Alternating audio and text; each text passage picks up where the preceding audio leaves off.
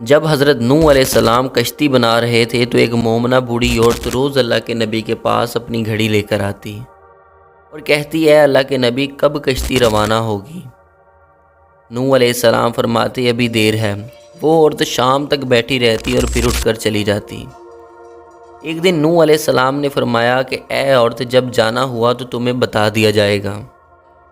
یہ عورت واپس چلی گئی اور انتظار کرنے لگی کہ کب نوح علیہ السلام بلائیں گے۔ اس دوران عذاب آ گیا اور کشتی روانہ ہو گئی، لیکن نوح علیہ السلام نے اس عورت کو نہ بلایا۔ ظاہری طور پر نوح علیہ السلام کو اس کو بلانا بھلا دیا گیا۔ جب طوفان تھما تو ایک دن نوح علیہ السلام کے دل میں محبت اٹھی کہ شہر کو دیکھوں جہاں سے وہ چلا تھا۔ وہاں آئے اور قریب جا کر دیکھا تو ایک جھونپڑی میں دیا جل رہا تھا۔ نوح علیہ السلام یہ دیکھ کر چونک گئے کہ روئے زمین پر کوئی ایسا بھی ہے کہ اتنے عظیم طوفان کے بعد بھی جس میں چراغ جل رہا ہے۔ انہوں نے وہاں تکبیر بلند کی تو وہ عورت سامان لے کر آ گئی اور کہنے لگی یا نبی اللہ کیا کشتی تیار ہے؟ چلیں۔ نوح علیہ السلام حیرت سے اس کو دیکھا اور کہا رکو بڑھیا، کیا تمہیں کچھ بھی نہیں پتہ؟ وہ کہنے لگی یا نبی اللہ کیا نہیں پتہ؟ کہا اتنا بڑا سیلاب آیا، بارش آئی، تمہیں کچھ بھی نہیں پتہ چلا؟ بڑھیا کہنے لگی یا نبی اللہ بس ایک دن بادل گرجے تھے اور کچھ ہلکی سی پھوہار پڑی تھی۔ نوح علیہ السلام حیران ہو کر آسمان کی طرف دیکھنے لگے اور کہا میرے اللہ یہ کیا ماجرا ہے؟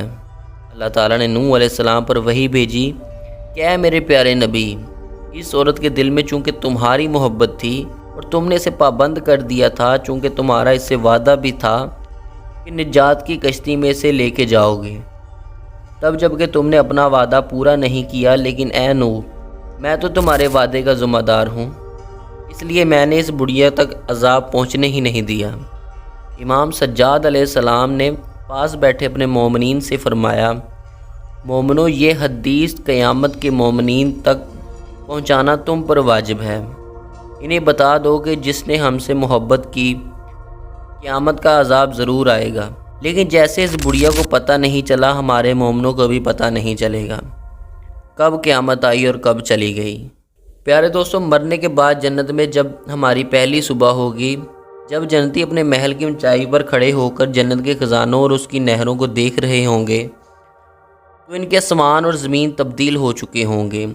دودھ، شہد اور بہت ہی سفید پانی کی نہریں، سونے اور چاندی کے محلات، تحد نگاہ موتیوں کے سرزمین، کستوری کے ٹیلے، ہر طرف عمدہ خوشبو، گھنے درخت اور سونے کی ٹہنیاں اور تنے مختلف رنگوں اشکال، پھل، نوکر چاکر، عظیم سلطنت اور اعلیٰ مقام، خوبصورت آنکھوں والی حور و غلمان، اور آپ کو یہ پروانہ دے دیا گیا ہے کہ اب آپ ہمیشہ جوان رہیں گے، کبھی بوڑھے نہیں ہوں گے، ہمیشہ تندرست رہیں گے، کبھی بیماری نہیں ہوگی، ہمیشہ زندہ رہیں گے، کبھی آپ کو موت نہ آئے گی، ہمیشہ خوشیوں میں رہیں گے، کبھی غم نہ دیکھیں گے، کبھی اہل و عیال میں سے جسے آپ کھو چکے ہیں اللہ تعالیٰ آپ سب کو وہاں اکٹھے کریں گے۔